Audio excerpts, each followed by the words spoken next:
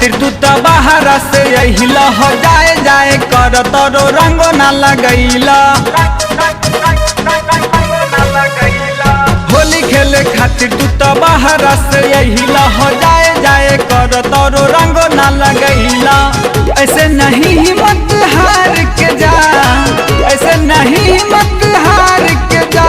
यही लाता सरधा पुराई के जा, रंग डाल के जियारा जुराई के जा।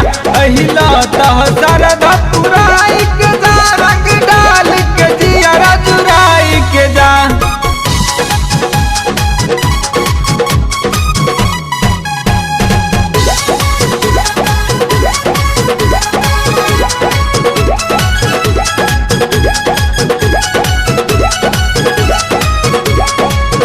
होली खेल खातिर जीजा रंग हम ले आईनी, तोहरा चक्कर में जीजा भद्र से पिटैनी।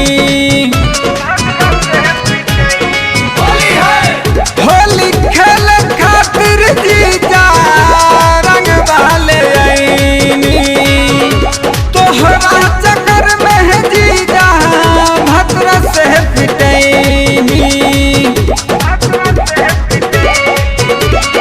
कहतन साचे है भद्रा गहिल नाचे, कहतन साचे है भद्रा गहिल नाचे। ऐसे नहीं मत हार के जा, ऐसे नहीं मत हार के जा। अहिलाता सरधा पुराई के जहाँ रंग डाल के जियारा जुराई के जा।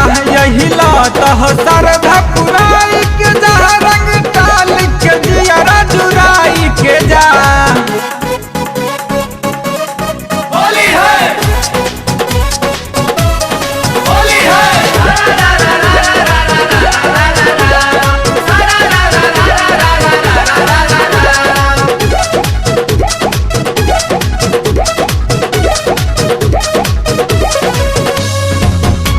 हसल बेदर्दी पियावा बात नहीं बूझे।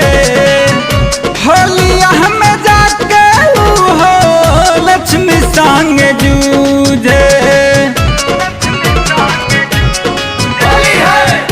हसल बेदर्दी पियावा बात नहीं बूझे।